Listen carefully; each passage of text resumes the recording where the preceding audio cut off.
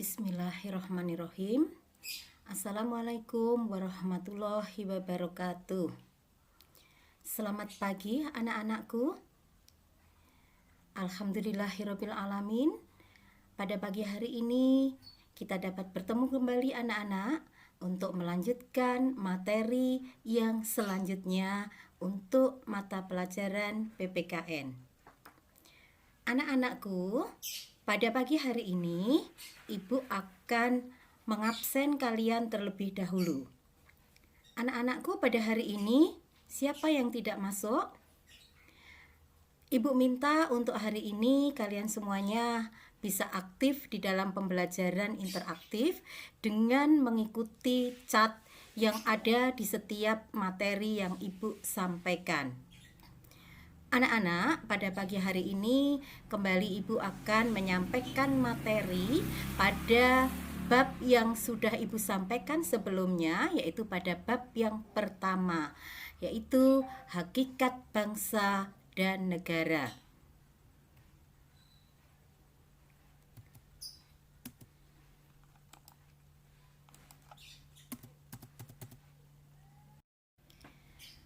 Pada hakikat bangsa dan negara, pada materi hari ini ada beberapa sub yang nanti anak-anak bisa kalian pelajari. Yang pertama tentu saja adalah mengenai bangsa dan negara. Pengertian di sini pertama dibedakan menjadi manusia dan juga bangsa. Manusia secara kodratnya, manusia secara individu atau sebagai makhluk individu dan sebagai makhluk sosial. Kemudian di dalam pengertian bangsa ada beberapa pendapat dari pendapat ahli. Kemudian setelah bangsa nanti ada pengertian negara. Di dalam pengertian negara nanti ada beberapa pendapat juga mengenai negara. Kemudian yang ketiga, terjadinya negara secara teoritis, secara primer dan sekunder, dan secara faktual. Kemudian yang terakhir dari materi yaitu unsur-unsur terbentuknya negara. Nanti ada secara konstitutif dan ada secara deklaratif. Itu anak-anak untuk materi hakikat bangsa dan negara.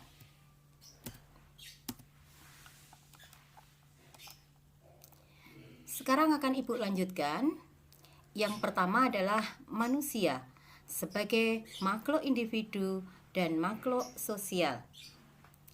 Seperti kita ketahui bersama anak-anakku, kodrat kita adalah sebagai manusia, sebagai makhluk individu, dan juga sebagai makhluk sosial.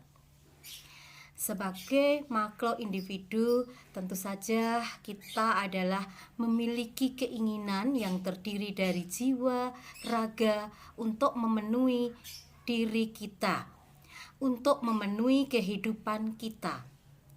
Jadi seperti bertempat tinggal, makan, minum, beragama, itu adalah contoh dari kedudukan manusia sebagai makhluk individu.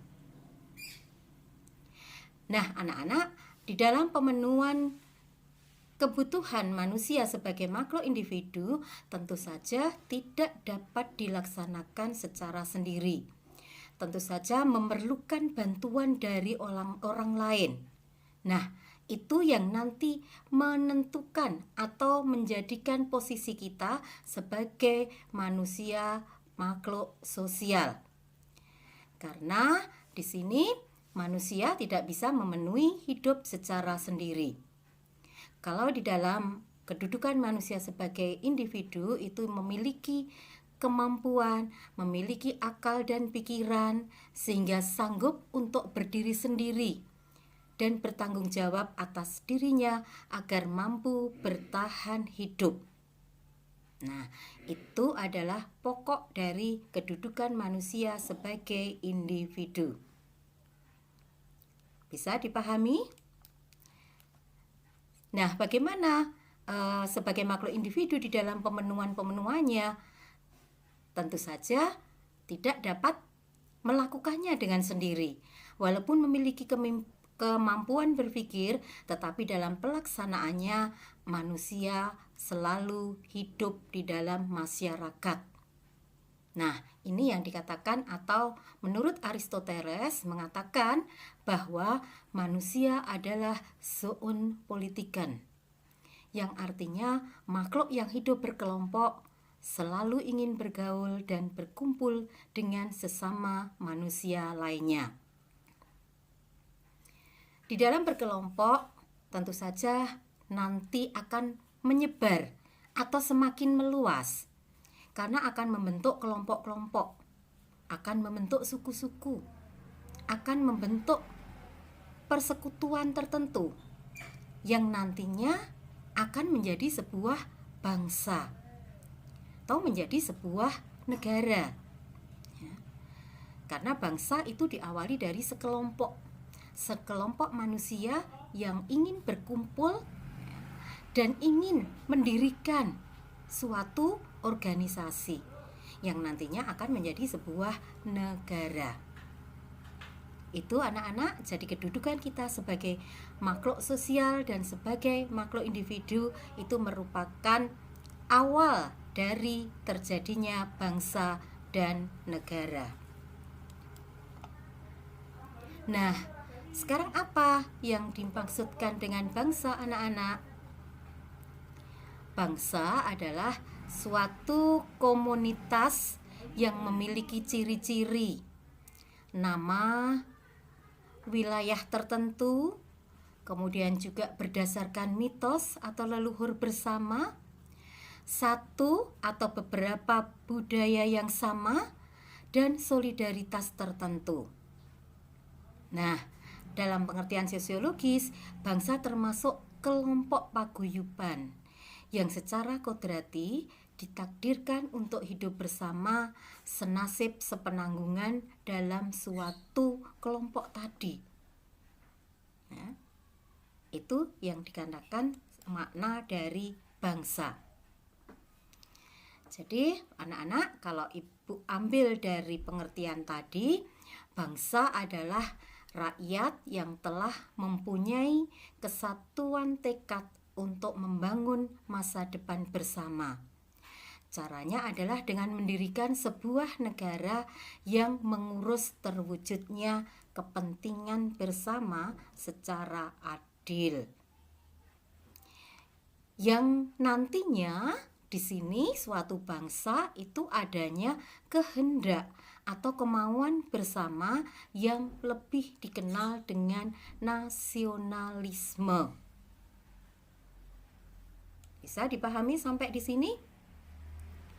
Kalau begitu apa anak-anak unsur-unsur bangsa dari ibu yang ibu sampaikan tadi? Yang pertama adalah sekelompok manusia yang memiliki keinginan untuk bersatu. Yang kedua, berada dalam wilayah tertentu. Yang ketiga, adanya kehendak untuk membentuk sebuah negara dan merasa senasib sepenanggungan. Nah, itu yang dikatakan sebagai sebuah bangsa. Lalu apa bedanya dengan negara? Negara itu sudah merupakan sebuah organisasi. Karena nanti di dalamnya terdapat aturan yang dipergunakan untuk mengatur wilayah tersebut. Sehingga nanti memiliki tujuan bersama, memiliki rasa nasionalisme. Ya, coba perhatikan di sini.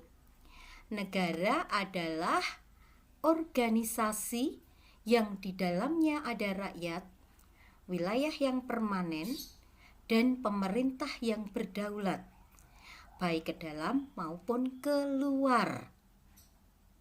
Ya, nanti coba diperhatikan rakyat, yang dimaksudkan dengan rakyat itu apa, kemudian wilayah itu mencangkup apa saja, pemerintah yang berdaulat baik ke dalam ataupun keluar itu seperti apa. Ini PR ya. rakyat itu nanti terdiri dari apa saja, wilayah itu terdiri dari apa saja, kemudian pemerintah yang berdaulat itu yang seperti apa. Nanti anak-anak bisa mencoba untuk latihan untuk menjelaskan hal tersebut. Nah, kalau ini adalah beberapa pengertian negara menurut pendapat ahli. Walaupun sebenarnya kalau anak-anak lihat di sini, pengertian negara itu sebenarnya sama. Yang Ibu garis merah di sini, ini merupakan organisasi kekuasaan.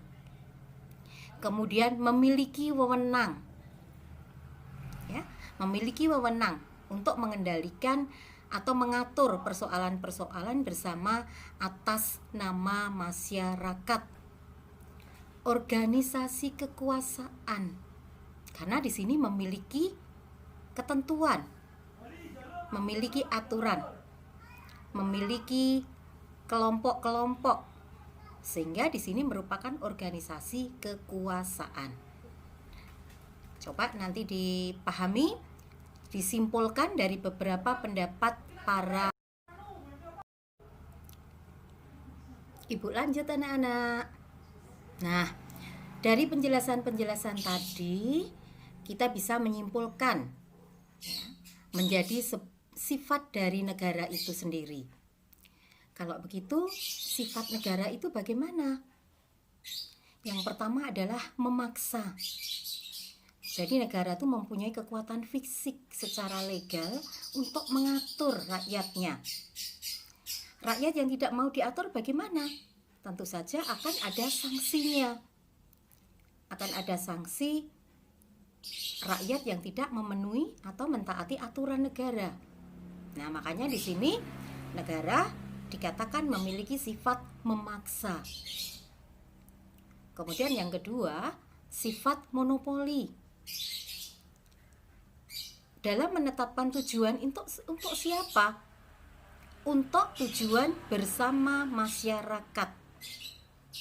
Jadi tidak hanya tertentu, kelompok tertentu saja, ya. Tetapi di dalam menetapkan tujuan di sini adalah bersama masyarakat, yaitu dalam menetapkan tujuan bersama masyarakat, atau di sini dengan sifat monopoli. Dalam menentukan aturan-aturan itu dibuat untuk bersama, ya. Kemudian yang ketiga, sifatnya adalah mencakup semua, yaitu semua peraturan perundang-undangan yang berlaku adalah untuk semua orang tanpa kecuali. Jadi tidak saja hanya untuk penguasa saja atau pembuat aturan, tetapi adalah seluruh rakyat Indonesia atau negara yang berada dalam wilayah itu. Itu sifat-sifat negara. Kemudian kita lihat kembali. Kita sudah tahu tentang pengertian bangsa, pengertian negara. Nah, sekarang bagaimana terjadinya negara? Negara itu terjadi berdasarkan apa? Kalau tadi bangsa ada sekelompok orang, sekelompok manusia yang mendiami wilayah tertentu, ya. Kemudian ada rasa senasib sepenanggungan. Nah, sekarang ada beberapa teori mengenai terjadinya negara. Yang pertama, terjadinya negara secara teoritis. Teoritis itu berdasarkan teori dari pendapat-pendapat ahli. Yang pertama adalah teori ketuhanan. Tokohnya seperti Jean Bodin, kemudian Agustinus, yang mengatakan bahwa negara itu terjadi atas kehendak Tuhan. Tetapi ada juga yang mengatakan ada teori perjanjian. Ada juga teori kekuasaan. Ya, di sini tokohnya siapa? Teori kekuasaan seperti Karl Marx yang mengatakan bahwa negara dibentuk oleh kekuasaan. ya, dan mencangkup semua. Nah, di sini tadi merupakan apa tadi yang mencangkup semua? Monopoli. Sifat negara. Ya kan? Nah, jadi teori kekuasaan di sini. Makanya tadi merupakan sebuah organisasi. Kemudian, selain teori terjadinya negara berdasarkan teori, yang kedua adalah pertumbuhan secara primer dan sekunder. Nah, di sini anak-anak sebenarnya secara primer dan sekunder itu tidak lepas dari kedudukan manusia sebagai makhluk individu dan makhluk sosial. Di sini perhatikan terjadinya negara meliputi nih ya, secara primer sekunder meliputi suku, kemudian kerajaan, negara. Negara demokrasi ini merupakan sebuah negara yang ideal. Ya. Jadi secara primer itu berdasarkan suku. Suku ini tentu saja diawali dengan apa? Sekelompok manusia, ya, yang dimulai dari lingkup terkecil, lingkup keluarga, kemudian menyebar menjadi lingkungan atau kelompok-kelompok tertentu, bahkan muncul kerajaan-kerajaan yang kemudian menjadi sebuah negara. Sedangkan yang secara sekunder meliputi de facto dan de jure. Nah, kalau digambarkan secara bagan, ini suku, persekutuan, kemudian masyarakat, kemudian negara. Nah, negara yang ideal adalah negara demokrasi. Sampai di sini ada yang mau bertanya, anak-anak? Ibu lanjut ya. Berikutnya adalah pendekatan faktual atau fakta. Nah, ini di sini anak-anak, silakan dicari ya.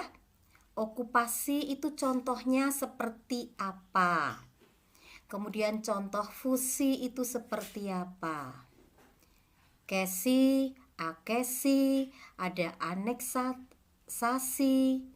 proklamasi. Ini PR ya. Ini PR, dicari contoh-contohnya. Faktual itu secara fakta ya. Kalau di Indonesia misalnya seperti proklamasi. Nah, ini ya. Kemudian ada juga misalnya separatisme. Nah, pemisahan. Karena beberapa wilayah Indonesia itu ada yang sudah memisahkan diri, membentuk sebuah negara sendiri. Misalnya seperti Timor Leste. Nah, ini yang dikatakan pembentukan negara berdasarkan faktual. Ya, berdasarkan fakta. Separatisme, separasi ini sudah ada di Indonesia. Proklamasi ini juga terjadi di Indonesia dengan memperoleh kemerdekaan melalui perjuangan bangsa Indonesia. Nah, yang lainnya silahkan dicari ya anak-anak.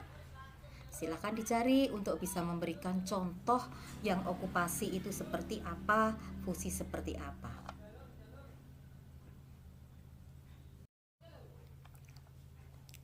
Anak-anakku, sekali lagi silahkan kalian bisa aktif di dalam chat ya, chat pada saat kalian membuka video ini, dan silahkan kalian menanyakan materi yang belum jelas ya. Jadi jangan hanya hadir saja di dalam chat itu, tetapi kalian harus aktif. Sekali lagi Ibu ingatkan supaya kalian bisa aktif. Yang terakhir anak-anakku, Ibu akan menjelaskan sedikit bagan di sini mengenai unsur-unsur terbentuknya negara. Kita lihat sebenarnya ada dua anak-anak. Yang pertama adalah secara konstitutif, ya, atau di sini yang bersifat mutlak, yang warna hijau, ya. Kemudian yang kedua yang berwarna ini kuning, orange ya, kuning ya, orange. Secara deklaratif ya. Deklaratif di sini tidak mutlak atau biasanya merupakan unsur tambahan. Jadi yang konstitutif ini merupakan unsur mutlak, sedangkan yang deklaratif ini merupakan unsur tambahan. Nah, yang unsur mutlak itu yang seperti apa? Jadi kalau sebuah negara itu dikatakan sebagai negara, mutlak harus ada yang namanya rakyat. Kemudian harus ada wilayah. Jadi sebuah negara yang tidak memiliki wilayah itu bukan sebuah negara. Kemudian yang berikutnya adalah kalau sudah menjadi sebuah negara, disebut negara, pasti itu memiliki pemerintah yang berdaulat atau memiliki kewenangan untuk mengatur wilayahnya sendiri. Ya. Baik nanti berdaulat ke dalam maupun berdaulat keluar. Baik berdaulat ke dalam maupun berdaulat keluar. Sekali lagi, unsur konstitutif ini merupakan unsur yang mutlak harus ada. Apa saja? Rakyat, wilayah, pemerintah yang berdaulat. Nah, tugas kalian tadi sudah Ibu sampaikan di atas ya anak-anak. Rakyat, yang dikatakan rakyat itu apa saja? Siapa saja yang dikatakan rakyat dalam sebuah negara? Kemudian wilayah.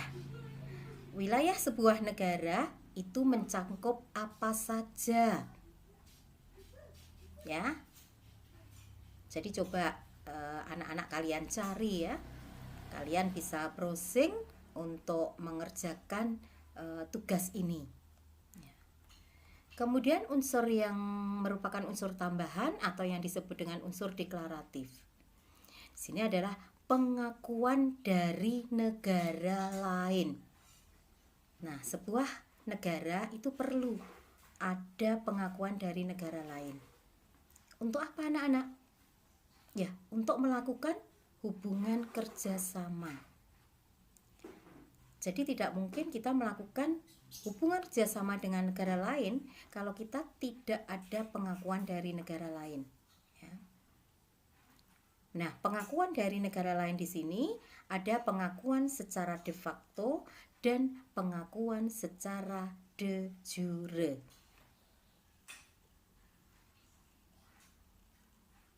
Jelas anak-anak materi dari Bu Rita? Anak-anakku, materi awal ya. Tadi apa saja anak-anak? Bu Rita tidak akan terlalu banyak untuk materinya. Cukup bagian di sini saja. Nanti untuk tugas-tugas akan Ibu sampaikan di dalam tugas daring ya. Jadi anak-anak jangan lupa nanti setelah kalian memahami ini, Ibu akan memberikan tugas daring. Jadi kalian untuk tetap aktif untuk mengikuti daring kalian, tugas-tugas daring kalian ya. Tugas daringnya seperti apa? Yang ada pertanyaan-pertanyaan tadi anak-anak ya. Tadi pertanyaan-pertanyaan tadi ini ya. Rakyat itu apa saja? Wilayah, pemerintah berdaulat, kemudian apa lagi? Ini ya. Contoh dari okupasi, fusi, kesi ya. Nah, kemudian materi-materi Bu Rita untuk hari ini anak-anak Ibu cukupkan ya. Nanti kalau terlalu banyak nanti kalian juga akan sulit mempelajari. Jadi Ibu memberikan sedikit dulu untuk materinya, kemudian dipelajari kalian, diikuti ya.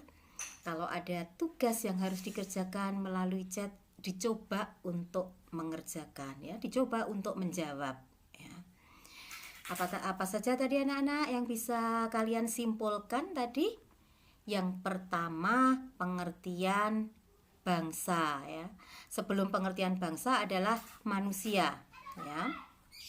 Manusia, kedudukan manusia sebagai makhluk individu dan makhluk sosial. Kemudian yang kedua adalah pengertian bangsa. Ya. Yang kedua pengertian bangsa. Kemudian apa yang ketiga? Unsur-unsur bangsa. Nah, dari unsur-unsur bangsa kemudian melangkah ke pengertian negara atau makna negara. Yang keempat apa? Yang keempat sifat negara.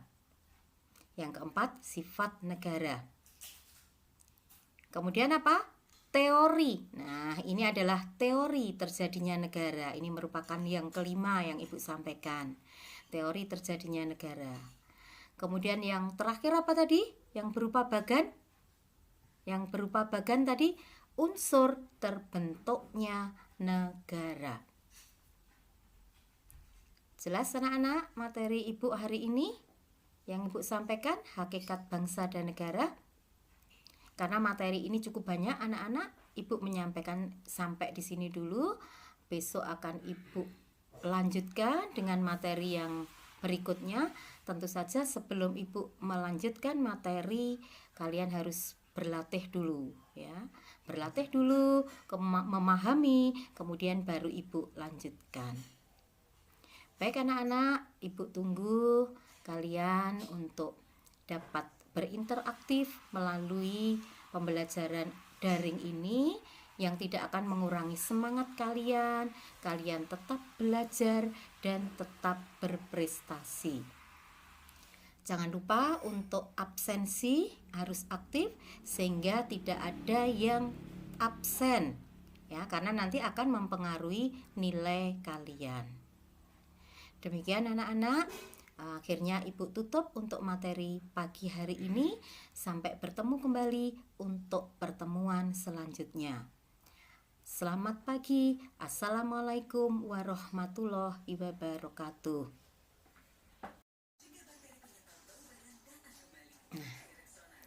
Selamat bertemu kembali anak-anak. Nah anak-anak, coba ini untuk sekedar latihan ya, untuk latihan di rumah ya. Ada tugas mandiri dari Ibu mengenai materi yang sudah Ibu sampaikan mengenai hakikat bangsa dan negara. Di sini Ibu susulkan untuk tugas mandiri kalian. Ada 4 soal untuk latihan anak-anak. Yang pertama, sebutkan unsur-unsur bangsa. Yang kedua, sebutkan teori terjadinya negara. Ada 3 anak ya. Bagaimana negara itu terjadi? Ada 3 hal. Nah, kemudian yang ketiga, sebut dan jelaskan sifat-sifat negara. Ini juga sama, ada 3 sifat negara, sifat-sifat negara. Kemudian yang terakhir, kalau anak-anak masih ingat, ini yang ada pada bagan. Coba uraikan pada bagan pengertian rakyat, wilayah, mencangkup apa saja. Ini pada bagan yang unsur-unsur negara. Ya, dicoba ya anak-anak untuk berlatih kalian di rumah. Kemudian nanti kalian bisa mengirimkan tugas-tugas ini melalui tugas online. Ya. Sampai di sini anak-anak. Selamat berlatih, selamat belajar. Semoga kalian semuanya selalu sehat walafiat dan selalu aktif di dalam mengikuti pembelajaran. Assalamualaikum warahmatullahi wabarakatuh.